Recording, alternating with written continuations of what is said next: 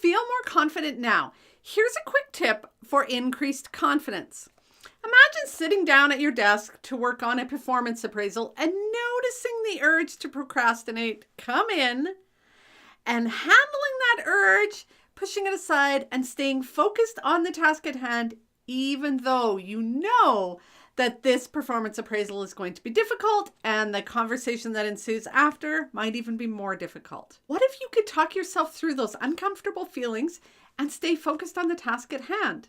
What if you could instill confidence in yourself at any given moment? You can, and here's the quick tip for you. Tune in to the voices in your head. But the key phrase is tune in, not turn up necessarily, but tune in. The problem is many of us turn up the volume on the inner negativity. We turn up the volume and we tune in to the stuff that is not helping us. You can't handle this. You can't do with this. Oh my goodness, this isn't going to turn out so well. And we tune in to the negative mind chatter. I did that, and I wrote about it in Mastering Confidence. I didn't want to deal with the backlash that was going to hit me when I held someone accountable during the performance appraisal. I didn't want to deal with someone attacking me because I was calling them out on something they weren't doing. I didn't feel confident to handle that conversation. Confidence is the self assuring the self that it can handle things.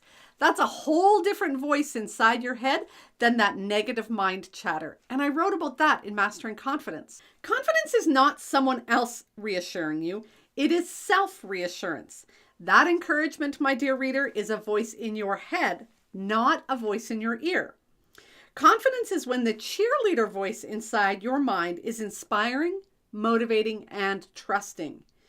You feel an increased level of confidence when the loudest inner voice is the cheerleader urging you on, supporting your efforts and believing in you. There still may be the voices of doubt creeping in. You may have thoughts of hesitation or concern.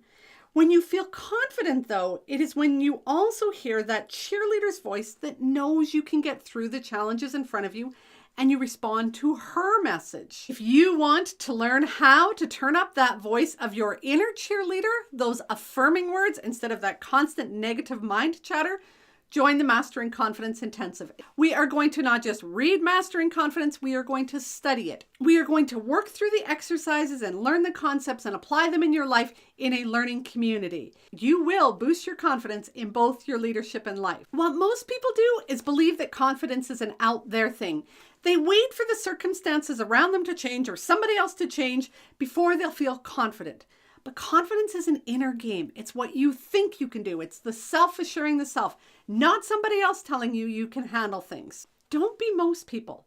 Stop waiting. Start taking action. You, my dear, have a choice to make. You can continue to tune into that negativity and let it run the show and run you down, or you can choose to tune in to that inner cheerleader and tune into those voices that are going to encourage you and motivate you and allow you to feel more confident.